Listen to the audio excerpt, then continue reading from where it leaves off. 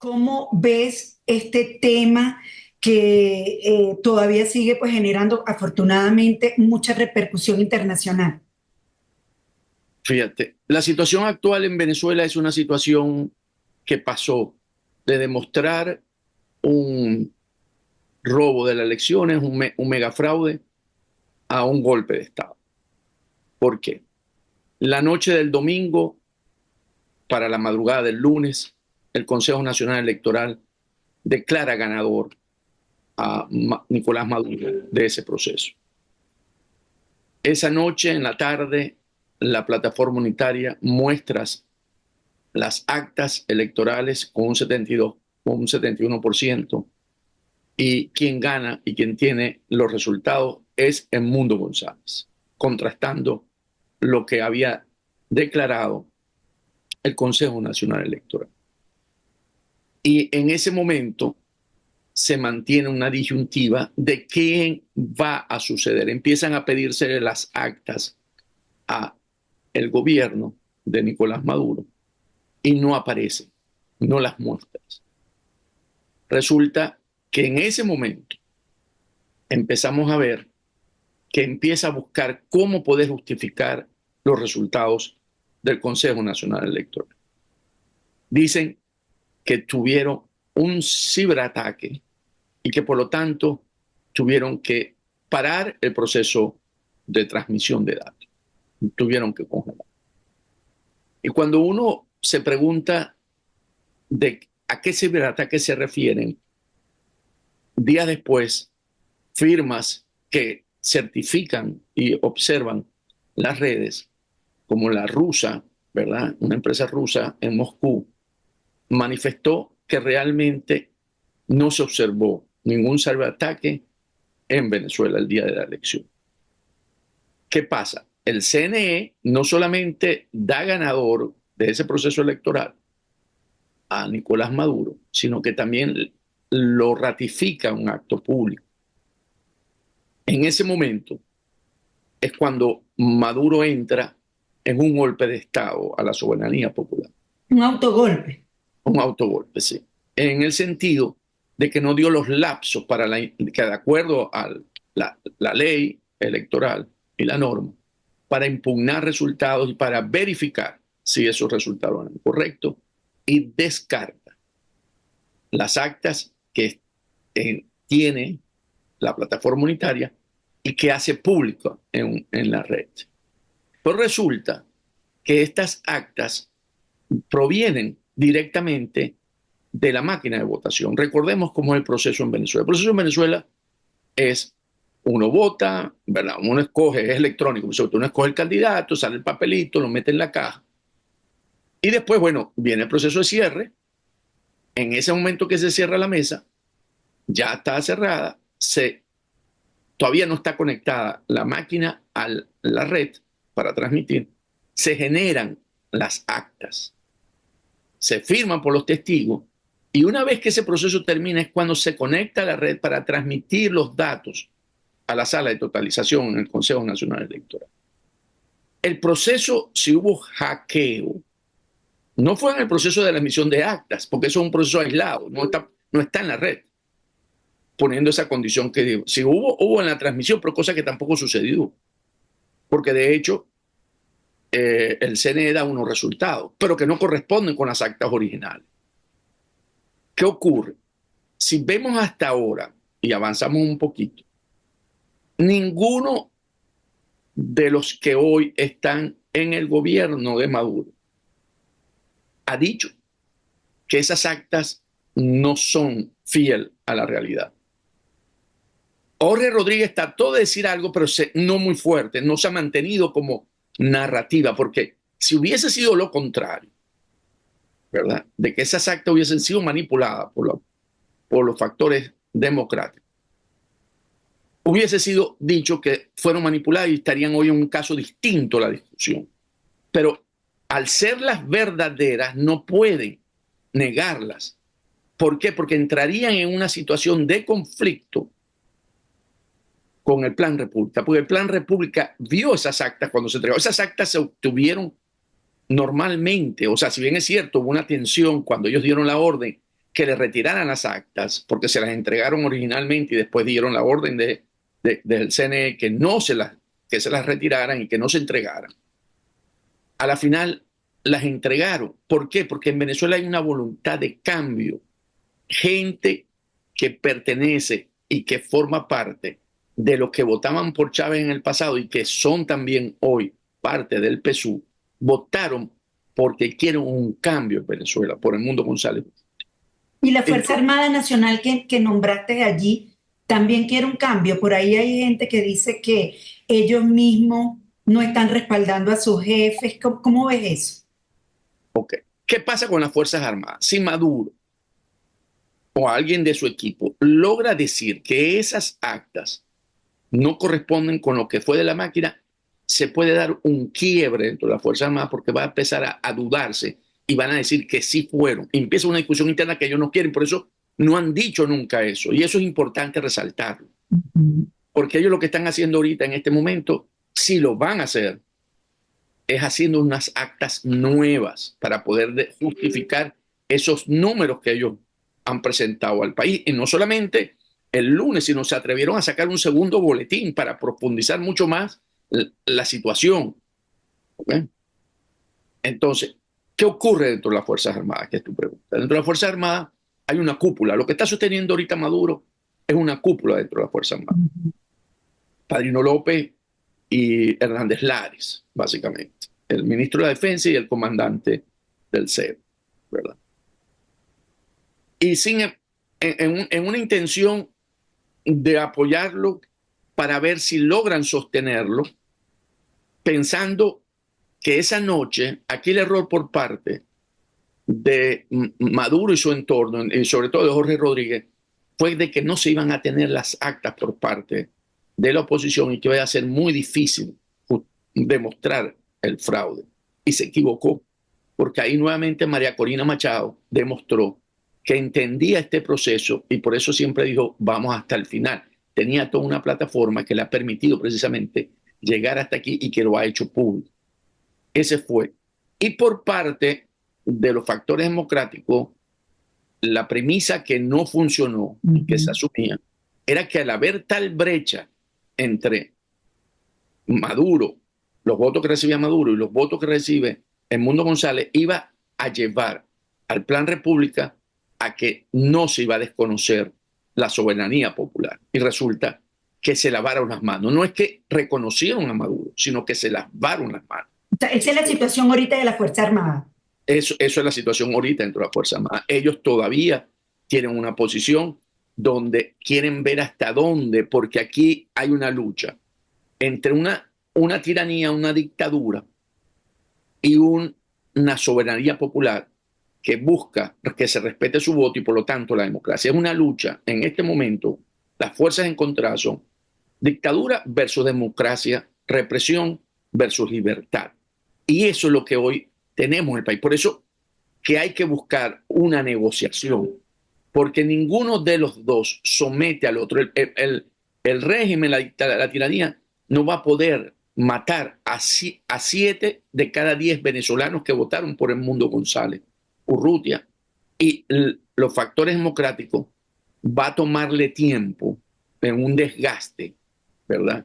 Para poder llevar a que en una lucha no violenta ceder y buscar el quiebre dentro de las Fuerzas Armadas para someter a que el rey Maduro reconozca y tenga que irse. Entonces, estamos en un punto donde cada uno está jugando en una posición maximalista. O sea, Maduro se va, yo no entrego. Maduro se va porque tiene las actas. Maduro en el otro lado, no entrego porque ustedes me vienen a matar a mí. El discurso de ellos para las Fuerzas Armadas y para ese sector que está radical es que si asume la fuerza democrática el gobierno, van a acabar con ellos. Y esa es la narrativa que han impuesto internamente. Y por eso es muy difícil buscar ese día un punto de convergencia. No hubo un punto de convergencia. Entonces, hay una tesis en este momento que se está planteando, que es que con la intervención de los 3 presidentes, México, Colombia y Brasil, mariachi, cumbia y samba, para darle un nombre, plantear una nueva elección, buscando para lavarle la cara a Maduro y buscando ver si se puede conseguir un término donde no haya un derramamiento de sangre en Venezuela, porque la manera de quebrar las Fuerzas Armadas es con un 4 millones, 3 millones o a nivel país, o 3 millones o 2 millones en Caracas, el resto del país, el sur, en Maracaibo, unos 200.000, 300.000 personas y así en todo el país protestando. Pero eso va a llevar a las Fuerzas Armadas a reprimir y por lo tanto va a haber muchas víctimas producto de esa discusión y ahí podría suceder. Entonces, buscar un país que podamos reencontrarnos todos, allí va a ser difícil porque va a dejar una grieta que va a después costar superar. Entonces yo creo que Maduro sigue insistiendo en que cree que se puede sostener a troche y mocho y las fuerzas democráticas tienen la verdad y, y lo han demostrado y por eso le ha costado tanto. Ha empezado Maduro, no solamente ha perdido apoyo interno dentro de la fuerza del socialismo democrático, sino también externo. Dentro del socialismo democrático no se quiere marcar, no se quiere enterrar con Maduro. ¿Por qué? Porque estos presidentes, tanto Lula como Petro, tienen procesos electorales pronto y enterrarse con Maduro le va a tener un costo político para ellos en su futuro. Porque en la región, si el próximo año el presidente Milei logra alcanzar la mayoría en las cámaras o una mayoría importante, él va a poder pasar un proyecto que es contrario a ese socialismo y ellos le tienen mucho miedo a que ese proyecto liberal coja fuerza en América Latina y los desplace nuevamente como opción política. Entonces, ellos están tratando de mantener su proyecto político porque si lo vinculan con Maduro, con ese modelo de dictadura, pero una dictadura en la que reprime para poderse sostener, porque es la única manera que Maduro tiene hoy para mantener el poder. Una represión tan violenta como la que hoy vemos en Nicaragua, o la vemos en la misma Cuba, o la vemos mismo en Corea del Norte. Quería decir, o sea, Maduro está en un callejón sin salida, repetir nuevas elecciones, eso es posible, eso lo decía también el expresidente colombiano, que eso es la jugada, pero creo que esa jugada no sería la correcta, ¿no? Eso es posible si hay una negociación, no es que Maduro puede convocar a una. Ok, ¿Por qué? Porque en una negociación cambian las condiciones. No puede ser el mismo CNE, no puede ser que no se pueda votar en el exterior, no puede ser que no pueda haber observación de la internacional, que no la tuvieron ahora. No puede ser que los que hoy han reprimido con esa violencia sigan en la calle, los colectivos. Tiene que haber un proceso que se le respete a ellos los derechos humanos, pero tiene que ser. O sea, hay una serie de condiciones para poder llegar a ese punto que Maduro a lo mejor no va a ceder, porque dice, bueno, porque básicamente repetir las elecciones, Maduro va a perder y va a perder con mayor margen. Si ahorita está perdiendo 7-3, en un futuro, con esto que está haciendo, va a perder un 9-1, 8-2, pero va a ser menos. 8 de cada 10 venezolanos, 2 para Maduro. Va a ser menos. Entonces, básicamente, lo que puede aprovecharse en ese lapso, que tendría que ser a más tardar diciembre, porque la toma de poder en Venezuela, y esa no la pueden adelantar ni atrasar, ¿verdad? Es el 10 de enero por constitución del siguiente año. O sea, corresponde el 10 de enero de 2025 que asuma el nuevo periodo, el mandato, el nuevo presidente.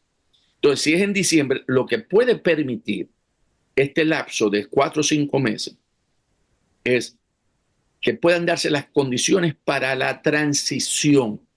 ¿En qué sentido?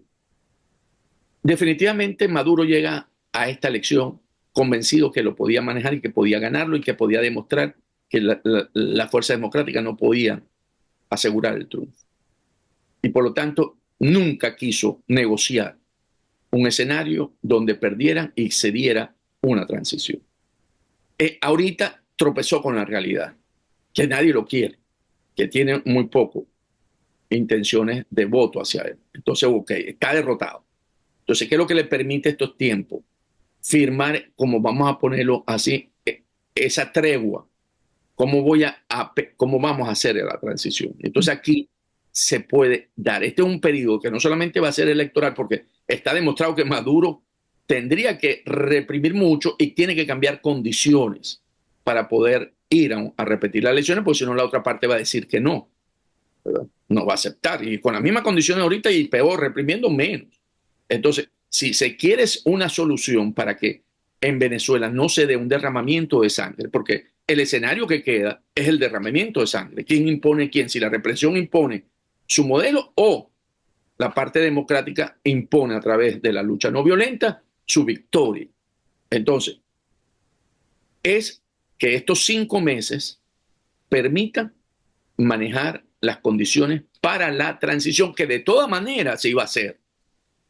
Lo que quieren es posponer el acto de elección para que crean y salgan con cara lavada, que no va a ser fácil, porque no creo que con esta 7-3 es muy difícil que pueda Maduro revertir esa brecha, porque además va a aumentar.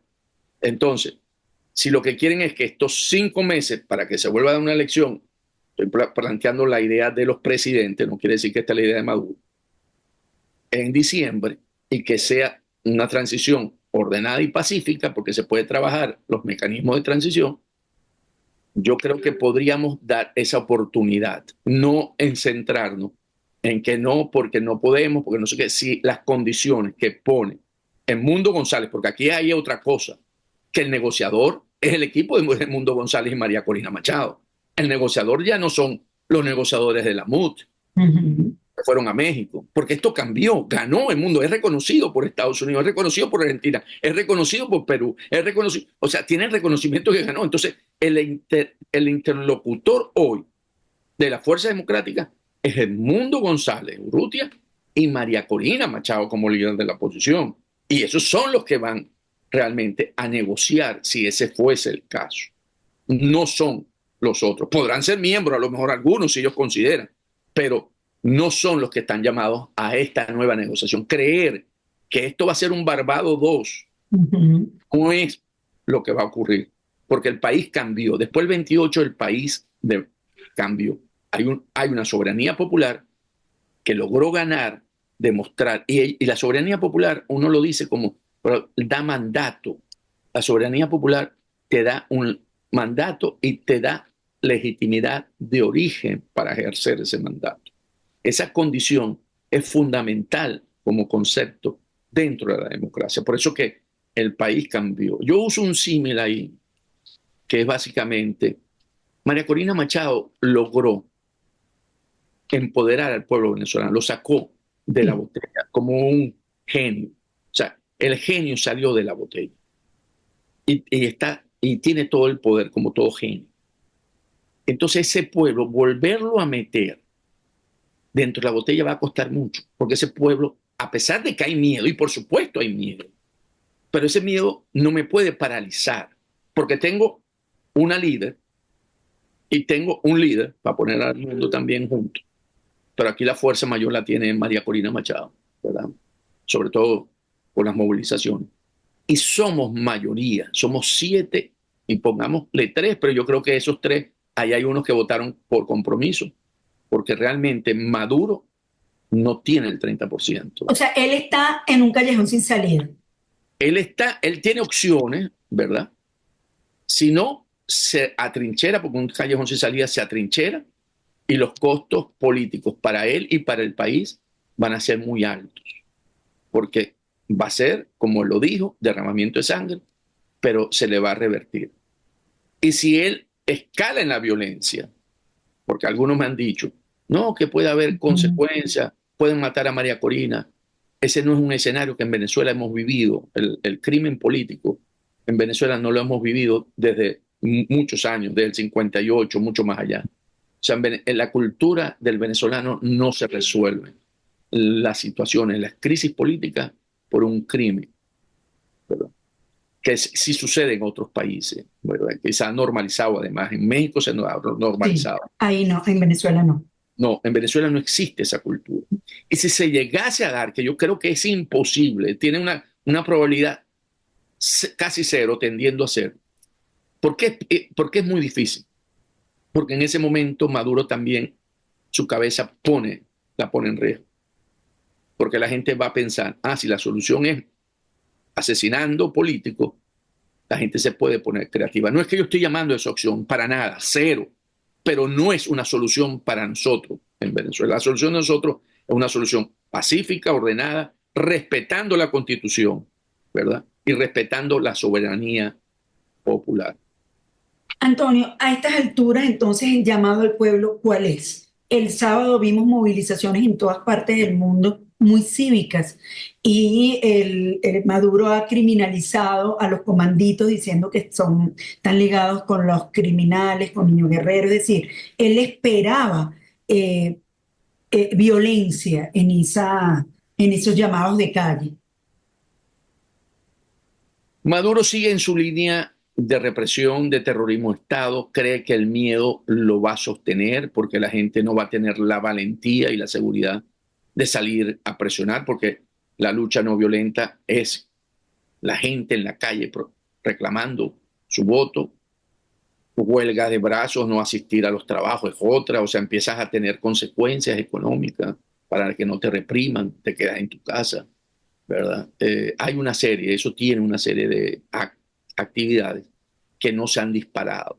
Entonces, él básicamente lo que quiere es que la gente no proteste porque sabe que eso puede quebrarle la unidad de mando dentro de las Fuerzas Armadas y le traería consecuencias. Entonces, ¿qué hace él? Él criminaliza a los comanditos porque es la manera de quebrar una estructura política que se creó, porque piensa que al destruir la estructura no hay articulación para las movilizaciones, porque definitivamente el diseño de los comanditos también permitió que esa noche funcionara como veedor y poder custodiar los votos, ¿verdad? Porque es fácil decirlo, pero escanear toda esa acta, esa noche, subirlo a la nube, que tenga una alta resolución, es un trabajón. O sea, eso no es tan sencillo. O sea, hay toda una organización, una estructura que permitió poder hacer esto. Y entonces, y los comanditos definitivamente jugaron un rol importante. Entonces cree que por eso puede hacerlo para meter miedo, pero creo que lo que mostró el pueblo el sábado, además del apoyo de la diáspora internacionalmente y de lo que ha estado sucediendo, creo que no le está el miedo no está. Hay miedo, pero no es lo que al final va a suceder. Yo creo que al final, porque aquí la conducción, aquí hay una cosa importante, que es lo que puede suceder. El liderazgo de María Corina Machado es importantísimo porque ella es la que conduce esta etapa de la lucha. Esto está creciendo en términos de movimiento. Aquí la MUD, o la PUT, que era la que se estaba, Plataforma Unitaria Democrática, se está transformando en un movimiento de liberación nacional, ¿verdad? Donde se está incorporando sindicatos, miembros de otros partidos. Vimos el comunicado de los ex ministros de Chávez, o miembros del chavismo, de Chávez, no del madurismo. Sí, eso está creciendo. Eso está creciendo. Entonces esto le está dando cada vez más fuerza, en la que va a llegar un momento en que Maduro, si no ve, si se queda atrincherado o aislado, va a tener que verse al final obligado a aceptar y va a tener pocos beneficios porque todavía tiene para poder negociar y conseguir algunas garantías y beneficios. Si él sigue insistiendo en atrincherarse y en el terrorismo de Estado en el país, esas oportunidades se le van a ir cerrando. Y sabemos que están las medidas ya aquí en Casablanca, en Washington, D.C., ya están las sanciones. Lo que están dándole es espacio para que estos tres países puedan conseguir una negociación que permita que en Venezuela se dé una transición ordenada y democrática. Porque van a ser sanciones mucho más fuertes que las que vimos en el 2019, individuales y sectoriales.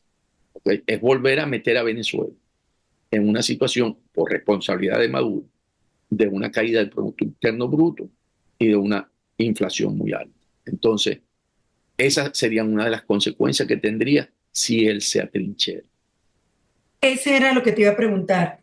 El mensaje para los venezolanos, por un lado, y el contexto económico como una proyección postelectoral. El mensaje para los venezolanos es seguir aquella expresión que se hizo muy popular con la vino tinto, mano tengo fe, ¿verdad? Confiar en el liderazgo de María Corina Machado, estar unido, porque cuando hay miedo, hay cosas que te lo quitan. Primero, una visión, o sea, que es la líder. Por eso que hay que tener la confianza en María, que tenga la visión que está conduciendo y creer en esa visión, porque eso te permite superar el miedo. Lo otro es la fe, por supuesto. La fe también te hace superar los miedos y sentirse respaldado. Por eso es tan importante las manifestaciones que sucedieron el sábado a nivel mundial por parte de los venezolanos y de los que nos acompañaron, nacionales, extranjeros, porque eso le da al venezolano que se encuentra dentro del país que no está solo, y eso permite también sentirse que sí se puede lograr. Entonces, ese es el mensaje básicamente para Venezuela. Y el post, sí, hay que hacerlo con dos presidencias. Si Maduro queda, va a ser un país muy pobre, porque va a estar aislado, ¿verdad? Van a haber sanciones muy fuertes. Aquí se habla hasta retirarle la licencia a Chevron, o sea que Chevron tendría que salir del país. Y eso tiene consecuencias, por supuesto, en todas las demás empresas petroleras en Venezuela. Y eso va a tener un impacto económico que está estimado en unos 25 a 30 puntos del PIB, ¿okay? Que podría volver a caer. Entonces, y podríamos estar viendo, porque al no haber inyección por las exportaciones de petrolera de dólares, podríamos ver otra vez un dólar disparado que se ha venido sosteniendo, manipulado por el Banco Central, que le inyecta dólares que vienen de esa actividad de petrolera a la banca privada. Y entonces podríamos ver un dólar que podría estar disparado muy pronto si esto no se resuelve y estamos en diciembre, 70, 80 dólares si se aplica la sanción. Bolívares por dólar y después 100, ciento y pico, empieza a subir. Y si se da una transición y es Edmundo González Urrutia el nuevo presidente de Venezuela. Bueno, no, la otra consecuencia con Maduro es el éxodo. El éxodo vuelve a aumentar y se habla de 1 o 2 millones de venezolanos que vuelven a salir del país, que son consecuencias para Colombia, para Brasil y para Estados Unidos, porque la gente pasa por el tapón del Darién y subiría a la frontera sur. Si gana, ok, no si gana, porque ganó. Si el presidente es Edmundo González Urrutia, entonces cambia. El venezolano no piensa irse, empieza a darse la transición, ¿verdad? Porque tiene que acelerarse una transición para poder conseguir condiciones económicas que permita recuperar rápido el salario del venezolano, ¿verdad? Para poder tener una capacidad de compra y poder motivar a que se active el aparato económico, regreso de capitales.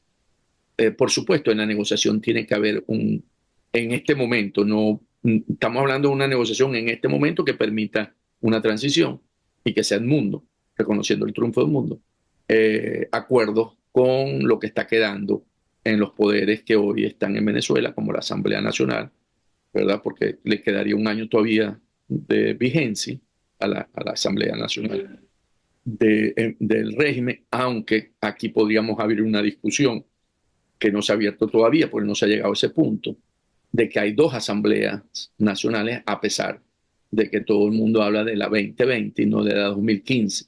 ¿Por qué se habla de 2015? Porque Estados Unidos reconoce la 2015. Entonces, ahí podríamos estar y entramos en un terreno, bueno, está bien, pero eso es también parte de la negociación. Sí, Entonces, claro, es un camino largo, pero hay que entenderlo, ¿no? hay que entenderlo. Y yo creo que aquí el venezolano, el que quiere un cambio, confía y sabe lo que está enfrentando, porque María Corina Machado se lo ha contado, se lo ha dicho de viva voz, ese liderazgo de ético, moral que ha tenido, en la que ha dicho yo lo único que ofrezco es trabajo, trabajo y trabajo, porque es lo que va a tocar en esa Venezuela que, no es, que viene democrática, libre, porque hay que hay que reconstruir todo el país de todo el punto de vista productivo, institucional, el Estado de Derecho, ¿verdad? Que va a ser arduo, pues va a tomar, si esto ha durado 25 años, o sea, una generación. Yo no quiero decir que va a tardar una generación recuperarlo, pero va a tomar por lo menos 7, 10 años. Volver a tener un país próspero como lo teníamos, no lo pongamos cuando llegó Chávez, porque en ese momento había una crisis económica, pero sí en el periodo anterior a Chávez. Wow, Antonio, de verdad que muchísimas gracias por tus apreciaciones sobre este tema.